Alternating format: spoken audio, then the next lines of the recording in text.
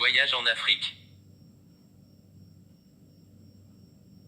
Au terme de 9 années passées sur le continent africain, au contact de populations dont il a souvent partagé les conditions de vie, Daniel Frère apporte un témoignage vivant et passionné de la vie quotidienne pour ceux qui s'apprêtent à rejoindre l'Afrique subsaharienne ou qui, plus simplement, cherchent à mieux connaître la civilisation dans ce continent à la fois si proche et lointain. J'ai voyagé et habité en Afrique pendant 9 ans. J'ai gardé de cette longue expérience un merveilleux souvenir que je n'oublierai jamais. J'ai gardé de la lumière, beaucoup de lumière.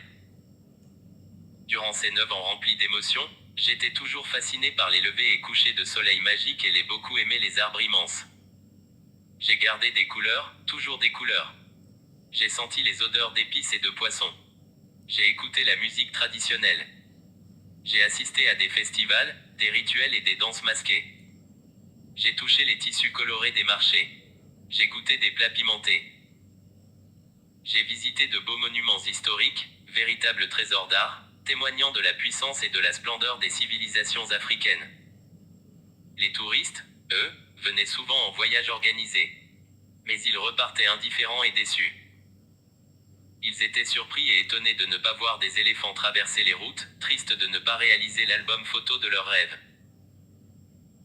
Au terme de cette expérience, j'ai appris une chose extraordinaire, l'Afrique apprend à voir, à regarder les choses et les gens autrement. J'observe et je formule des hypothèses. 1. Quel est le continent représenté par la carte?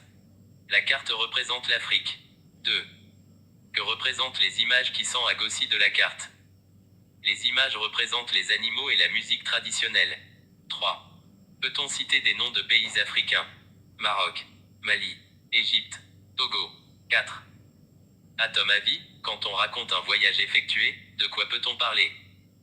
On peut parler des habitants, des traditions, des rituels, de la musique, de la cuisine, de l'histoire, de la géographie.